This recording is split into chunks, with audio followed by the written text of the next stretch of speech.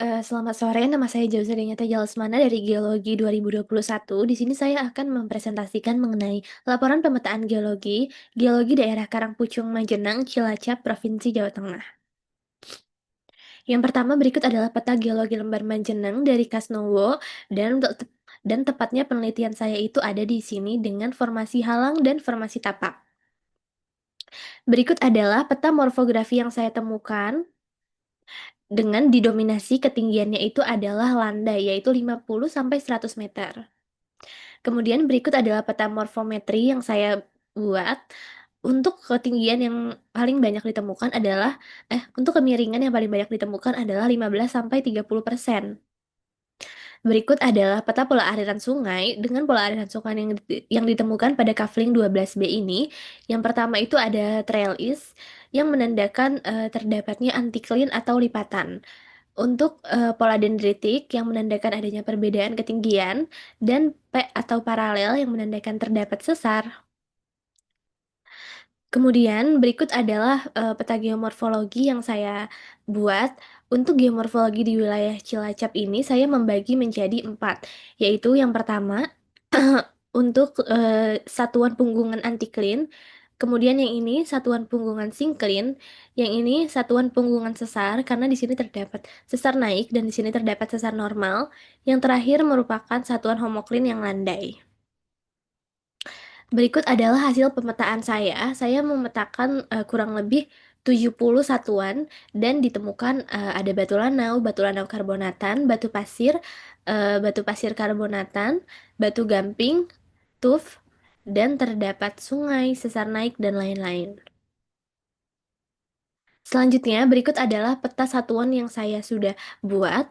Untuk satuannya, saya bagi menjadi 4 satuan, yaitu yang pertama satuan batu gamping di sebelah kiri, kemudian satuan batu pasir yang memenuhi kafling, kemudian satuan batu lanau, dan satuan tuf. Pada satuan batu gamping, saya menemukan batu gamping dan batu pasir karbonatan. Pada satuan batu pasir, saya menemukan adanya batu pasir, kemudian batu pasir karbonatan dan perlapisan batu pasir karbonatan serta eh, dengan batu lanau karbonatan. Kemudian untuk satuan batu lanau, saya menemukan batu lanau karbonatan dan perlapisan batu pasir dan batu lanau karbonatan serta perlapisan batu lanau karbonatan, batu pasir karbonatan dan tuf. Untuk satuan tuf, saya menemukan tuf yang singkatannya itu masif. Yang pertama ini adalah batu gamping. Singkapan batu gamping yang saya temukan kebanyakan adalah sudah lapuk dan memiliki struktur yang masif. Namun ada beberapa struktur juga yang ditemukan.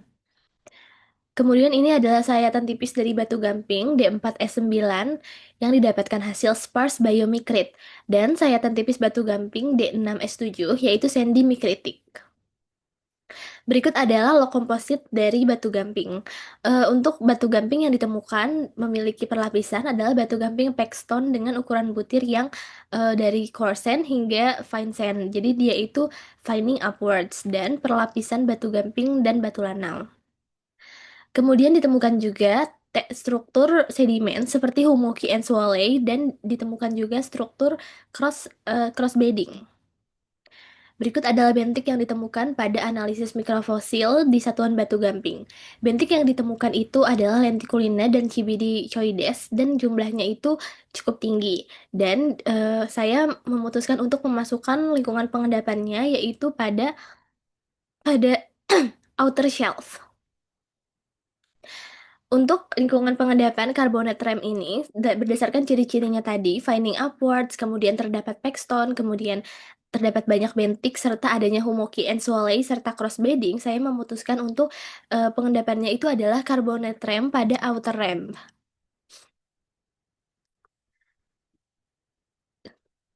Kemudian untuk usianya dari mikrofosil yang ditemukan, batu gamping ini berusia N10 hingga N13.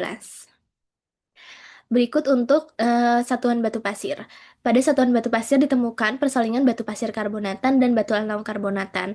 Dan kebanyakan singkapan yang ditemukan juga sudah dalam kondisi lapuk. Berikut adalah sayatan tipis untuk D9S8, batu pasir yang menghasilkan micritic sandstone. Kemudian ini adalah log stratigrafi untuk perselingan batu pasir dan batu lanau karbonatan. Didapatkan hasil bahwa perselingan ini memiliki ritmis, yaitu batu pasir, kemudian batu lanau, dan terdapat juga batu pasir yang menghalus ke atas. Dengan ritmis seperti ini, saya menentukan lingkungan pengendapannya itu adalah ditambah terdapat struktur Fumoki and Swaley pada singkapan D6S5 dan crossbedding pada singkapan D2S9. Ditemukan juga endapan dengan banyak moluska yang seperti ini, moluska yang masih utuh dan belum tertransportasikan sehingga mereka mati dan terendapkan di tempat yang sama. Untuk lingkungan pengendapannya, saya memutuskan lingkungan pengendapannya itu adalah shallow marine carbonate facies, di mana tempatnya itu adalah di offshore transition.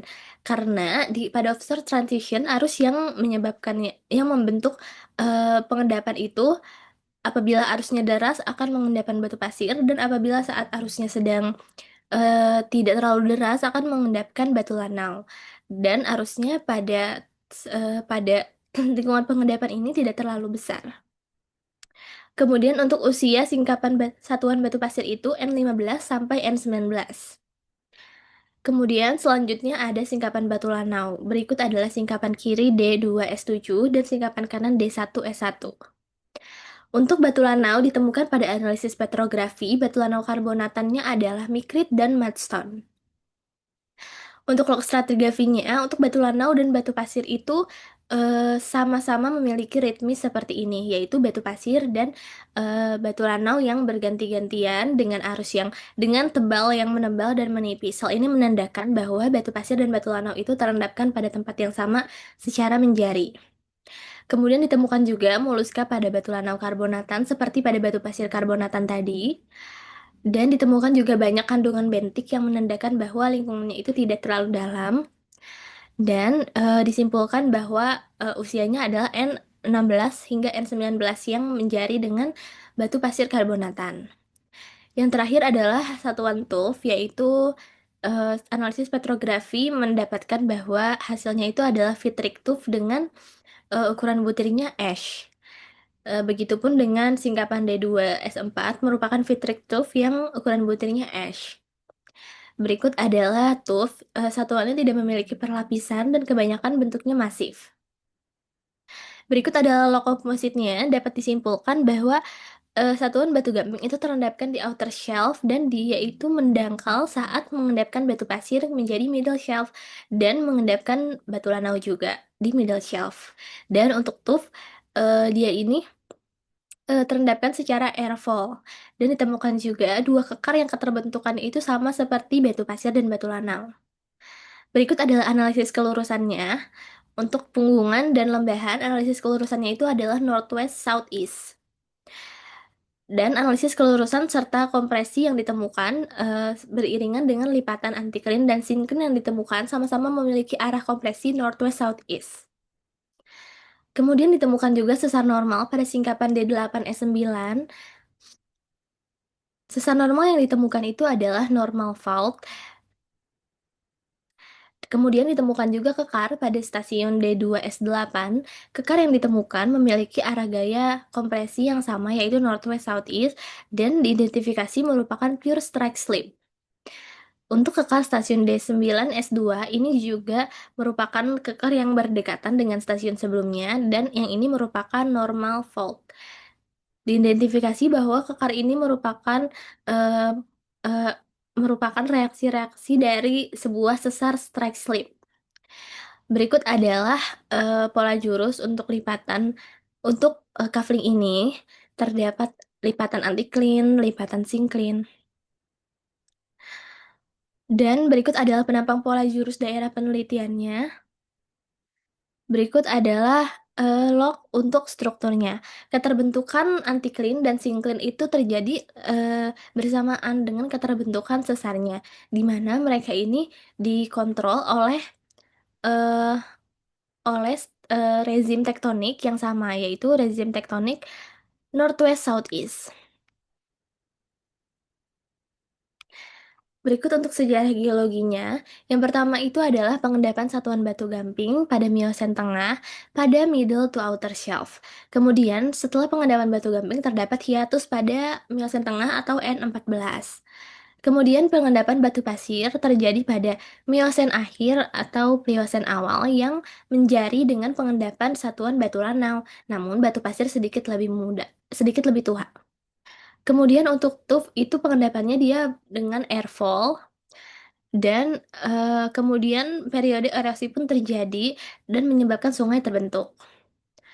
Untuk periode tektonik pada Miocene akhir hingga Pliocene awal itu terbentuk antiklin dan sinklin yang menyebabkan aliran sungai itu menjadi berbelok dan pembentukan sesar juga menyebabkan aliran sungai itu jadi berbelok. Kemudian sampai di situ penjelasan saya mengenai Kafling 12B pada Karangpucung Cilacap Majenang. Terima kasih.